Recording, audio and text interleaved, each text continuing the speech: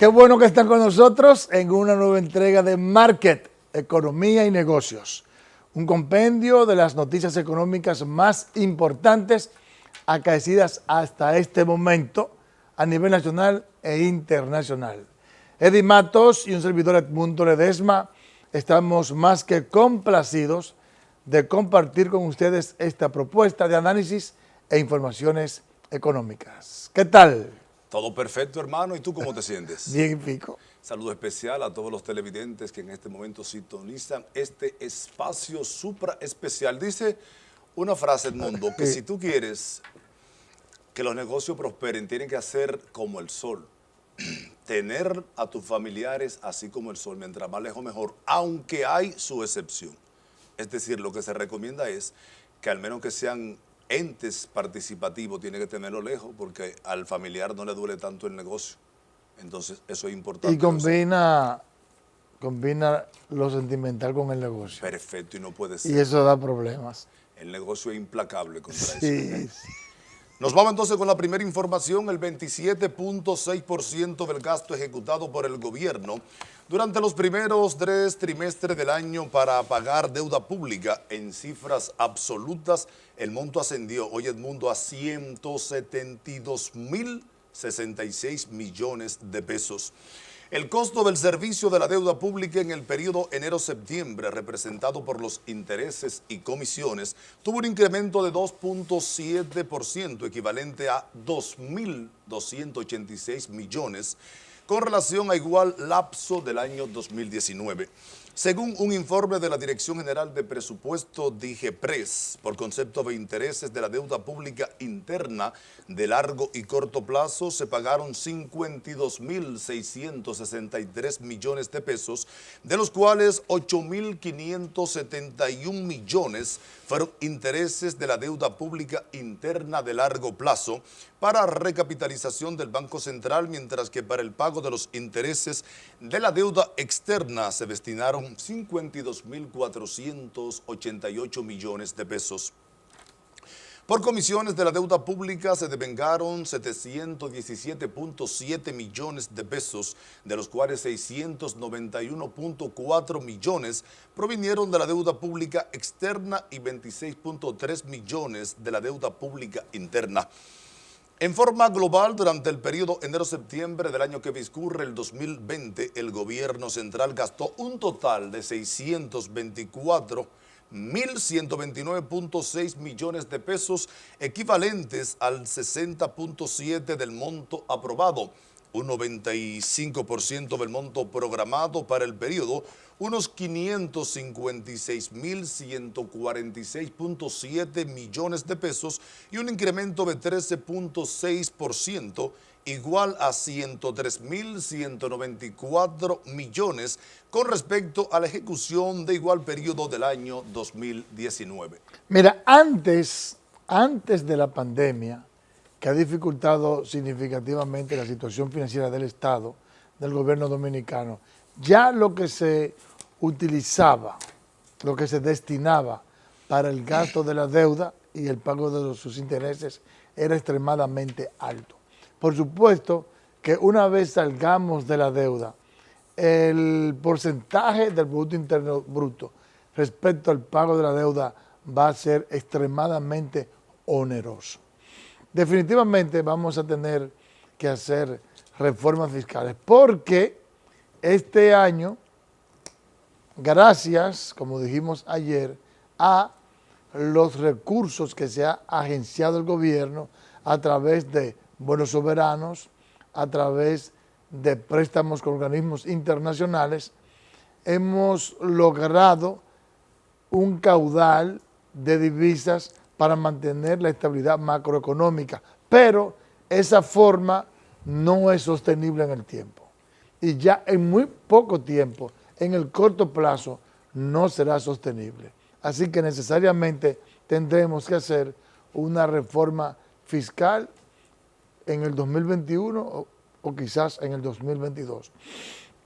Por lo menos para el 2021 ya debe haber concebido un pacto eléctrico y un pacto fiscal y que entre esta reforma en el 22. En el 21 no, porque todavía los estragos de la pandemia y de la crisis económica se van a estar sintiendo. Y como dijimos en días anteriores, es imposible quitarle dinero, aumentar la carga fiscal al sector empresarial en momentos de crisis, sino todo lo contrario. Pero en la manera en que vayamos saliendo y que todo vaya volviendo a la normalidad, será prácticamente obligatorio una reforma fiscal integral.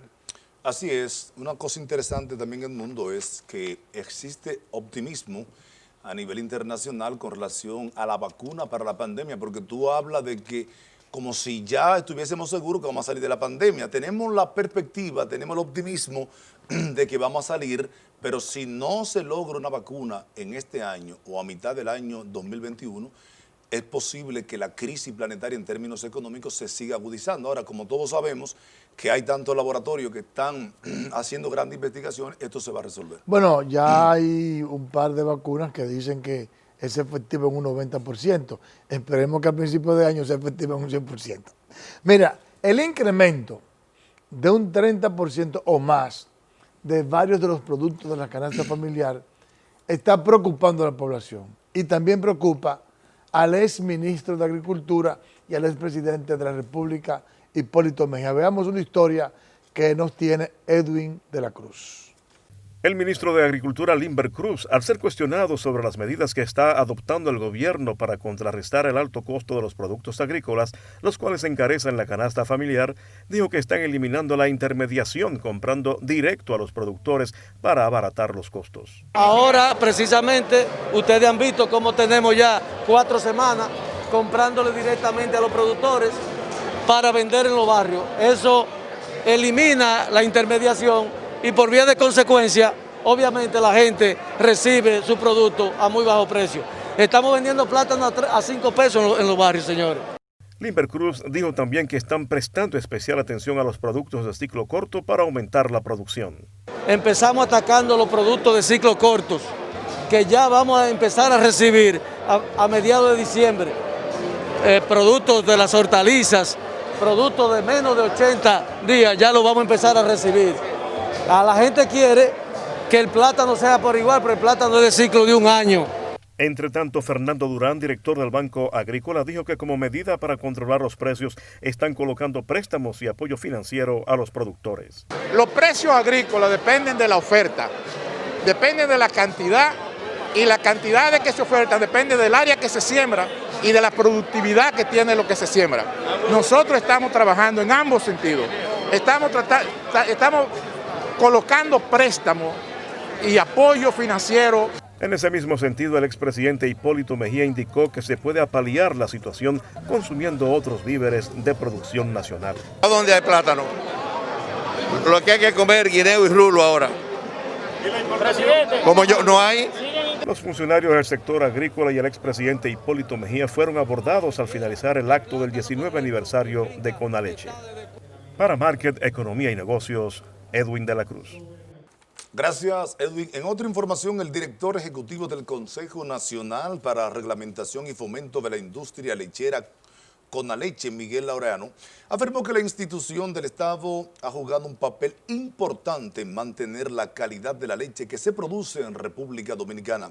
Precisamente, Edwin de la Cruz nos tiene el reporte.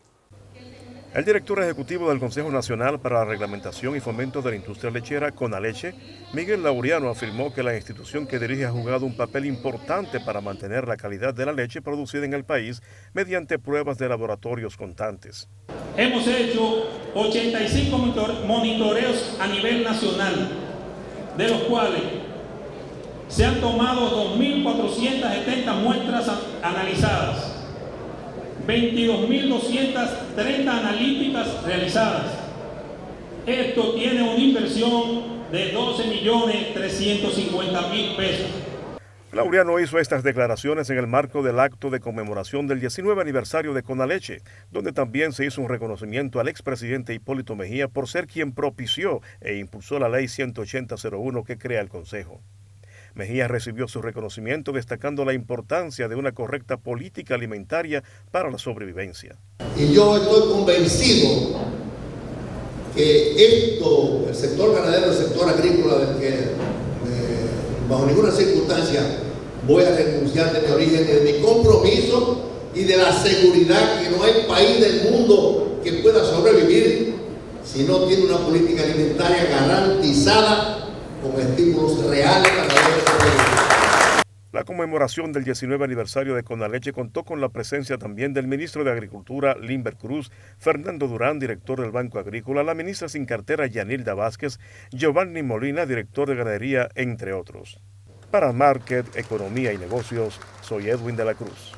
Gracias, Edwin. Mira, y la Asociación Nacional de Afiliados de Seguros Sociales propusieron al gobierno la eliminación de las AFP y de las ARS. Vamos a ver una historia que nos tiene Maciel Genao. La Asociación de Afiliados a la Seguridad Social solicitó al presidente Luis Abinader la eliminación de las AFP y las ARS del Sistema Dominicano de Seguros Sociales, debido al alto costo que representa para los usuarios los servicios de salud y la reducción de los ahorros de los trabajadores en medio de la pandemia. La eliminación pertinente con carácter obligatorio de las AFP y las ARS, precisamente porque son empresarios encumbrados que están asumiendo lo que es una ayuda social para un negocio lucrativo de la banca nacional. Propusieron la creación de un órgano a cargo del Estado que aumente el capital al menos en un 2% y donde se garanticen pensiones dignas para los empleados, así como la modificación de la Ley 8701 de Seguridad Social. Estamos viviendo unos abusos permanentes por las clínicas privadas y centros de atención que le brindan los servicios a los afiliados. Nosotros pensamos que la ARS SENASA tiene la capacidad idónea de que todos los afiliados entren dentro de esta ARS. La Asociación de Afiliados de Seguros Sociales anunció que este miércoles a las 10 de la mañana piquetearán la AFP Popular para iniciar con la lucha que continuará hasta ser escuchados. Joseph Stiglitz, yo lo menciono mucho, te has dado todos cuenta. Los días. Pero es que yo prácticamente todos los libros de él los he leído. Ahora mismo estoy leyendo uno de él que se llama La Brecha, no me acuerdo. Mañana te digo el término, pero ya empecé a leerlo. Dijo que las AFP y las ARS hay que eliminarlas, que ya hay 7 países que la han eliminado y que eso solamente ha beneficiado al sector empresarial, pero en detrimento del gobierno y de los ahorristas del empleado. Entonces como que no entendemos eso. ¿Y qué ¿verdad? propone él si se van a eliminar? O sea, el gobierno, los empresarios y el empleado son los que ponen los cuartos y los grandes beneficios del sector empresarial, especialmente del sector financiero. Como que nos pega eso, ¿verdad? Pero entonces si la van a eliminar, ¿qué propone él? ¿Qué propone? Bueno, que pase a ser administrada por el Estado. Pero también eso puede ser en países desarrollados, pero en estos países batateros del mundo no es tan fácil que el Estado maneje tantos recursos. Bueno, vamos a pensar que tiene que llegar el momento en que sean serios, pero a que se lo lleve el sector empresarial, mejor que se lo lleve el gobierno. En otra información, veamos ahora el análisis de nuestro experto en seguridad social, el economista Edward del Villar. En el día de hoy vamos a hablar de las pensiones de sobrevivencia.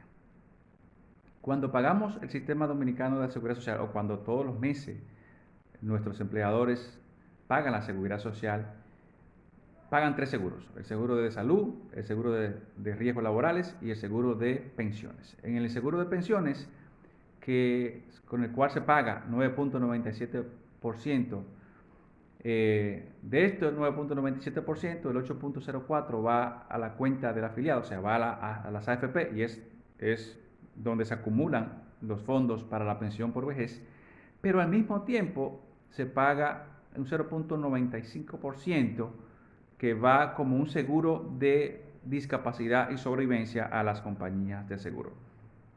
Recientemente, la Superintendencia de Pensiones, en su último boletín, el cual recomiendo que cada persona pues lo lea, porque hay informaciones importantísimas de cómo marcha el Sistema Dominicano de Pensiones. Es un boletín que se publica cada 3 meses, está colgado en la página de la Superintendencia de Pensiones. De hecho, el sistema de pensiones es uno de los sistemas o es uno de los sectores más transparentes que hay en República Dominicana. Le invito a que lo lean. Pues en este último boletín, en el cual también se recoge un artículo sobre la pensión de sobrevivencia, habla de que al 31 de octubre, pues las solicitudes por pensiones de sobrevivencia ascendían a más de 25.000 solicitudes, de las cuales unas 10.000 solicitudes fueron aceptadas y le fueron pagadas las pensiones de sobrevivencia a los familiares sobrevivientes, obvio, del trabajador, y unas 14.000, casi 15.000 fueron declinadas. ¿Y por qué se declina una pensión de sobrevivencia? Quizá nos preguntamos. Pues el sistema de pensiones, las pensiones de discapacidad y las pensiones por sobrevivencia se rigen en base a un contrato que aprueba el Consejo Nacional de Seguridad Social, y la última versión de este contrato data del 2015. En este contrato se establecen un sinnúmero de elementos que vamos a mencionar en el día de hoy, pero el derecho a la pensión de sobrevivencia se adquiere con haber cotizado el mes pasado, con que el afiliado fallecido tenga familiares dependientes, es decir, tenga un esposo o una esposa, tenga hijos menores, o sea, hijos menores de 18 años que sean solteros, hijos menores de 21 años que sean estudiantes, que demuestren que en los últimos 6 meses antes del fallecimiento del trabajador haya cotizado, y los hijos con discapacidad, una pensión de sobrevivencia vitalicia. ¿En qué consiste la pensión? ¿Cuánto recibe por pensión por sobrevivencia? Pues la pensión de sobrevivencia es el 60% del promedio del salario de los últimos 3 años o fracción. Supongamos que el trabajador al momento de fallecer estuviera cotizando, quiero subrayar eso, cotizando al sistema por un salario de 10.000 pesos. Entonces la pensión de sobrevivencia serían unos 6.000 pesos, que se divide 50% para el cónyuge, si tiene, si no 100% para los hijos, y 50% para los hijos. Si no hay hijos, 100% el cónyuge, y si no el cónyuge, 100% de los 6.000 para los hijos. ¿Qué pasa si no tiene cónyuge y no tiene hijos? Como decía en el inicio. Entonces, esos fondos son pagados como herencia a las personas. Y quiero dejar ese punto ahí para abordar lo más importante. Entonces, estamos hablando de que 14.000 solicitudes fueron declinadas. ¿Por qué fueron declinadas estas pensiones? Según los datos de la superintendencia. Primero, por falta de pago de prima. Como le decía, el derecho a la pensión de sobrevivencia se adquiere con haber cotizado el mes pasado. O sea, significa que si la persona falleció y no estaba cotizando, pues los familiares no tienen derecho a la pensión de sobrevivencia. Por haber sobrepasado la edad de cobertura. La edad de cobertura actualmente para tener derecho a la pensión de sobrevivencia es hasta los 65 años. ¿Qué significa eso? Significa que el afiliado tiene que haber fallecido antes de haber cumplido con esa edad. Porque si fallece después, entonces los fondos son devueltos a las familias como herencia. La otra razón importante tiene que ver con que no haya beneficiarios. Significa esto que falleció el trabajador cotizante y no tenía esposa, o no tenía hijos, o los hijos eran mayores de edad, por lo cual no tenían derecho a la pensión de sobrevivencia. ¿Qué pasa con los fondos entonces, Eduardo? Bueno, pues los fondos, cuando la persona cuando no hay pensión de sobrevivencia, esos fondos son devueltos como herencia a las familias de acuerdo al Código Civil de la República Dominicana. Es importante este tema. ¿Por qué este tema el día de hoy? Porque la semana pasada hablábamos de que en el marco de la pandemia, pues con resoluciones del Consejo, pues le garantizaban la cobertura de salud a todos los trabajadores que estaban en FAS, y de eso hablamos la semana pasada. Pero no así el tema de la cobertura de las pensiones por discapacidad, las pensiones de sobrevivencia. Significa eso que todos los trabajadores que dejaron de cotizar durante este tiempo no tienen cobertura para discapacidad y sobrevivencia si sus fondos están en las AFP y están ganando las rentabilidades que ganan los trabajadores activos. Entonces, ¿qué pasa si en el transcurso de estos días o de estos meses, de pandemia, ha fallecido una persona de esa. Bueno, pues los fondos están en las AFP y los fondos pueden ser retirados como herencia y la persona simplemente tiene que ir a las diferentes AFPs o a donde está afiliado el trabajador cotizante y demostrar que son la familia y comenzar el proceso del pago de reclamar los fondos como herencia. Es importante resaltar de que ha habido avances en ese aspecto y gracias, en cierto modo, a las gestiones hechas por las actuales autoridades de la Superintendencia de Pensiones, que entre el 2014-2015 pues negociaron con las compañías de seguro para aumentar la edad de cobertura de 60 a 65 años y para aumentar el tiempo de prescripción de beneficios de 2 a 7 años. Para el 2013, y es bueno que lo sepan, para el 2013-2014 la principal causa de denegación de este beneficio estaba asociada a que las personas iban a solicitar el beneficio después de 2 años. Pues ya eso se ha aumentado a 7 años y cuando vemos los datos que publica la Superintendencia de Pensiones, pues eso apenas representa el 10%. No significa eso que no haya y que no sea importante, sí lo es, todavía es importante y hay que reconocer el esfuerzo hecho por las AFPs y también el esfuerzo hecho por el Consejo en el año pasado, quien estableció unos mecanismos para que las AFP pues informaran a los familiares y que los familiares también informaran a las AFP cuando ocurría un fallecimiento. Importante que las personas sepan que el sistema de pensiones, ojo con esto, no se queda con un centavo de nadie.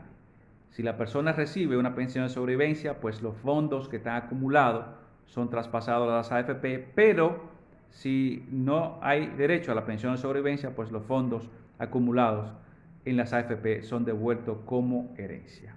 Así que corran la voz, identifiquen personas que hayan fallecido y háblenle con los familiares porque es muy probable que en las AFP pues haya unos fondos de estas personas y es de una justicia social de que las personas o reciban la pensión de sobrevivencia o reciban los fondos acumulados en las distintas AFP. Es todo por hoy, agradezco su amable sintonía y le invito a que nos sigan en las redes sociales en DBL Consultant Service, Global Consultant Service @gmail.com, así nos pueden encontrar en Instagram y también nos pueden escribir.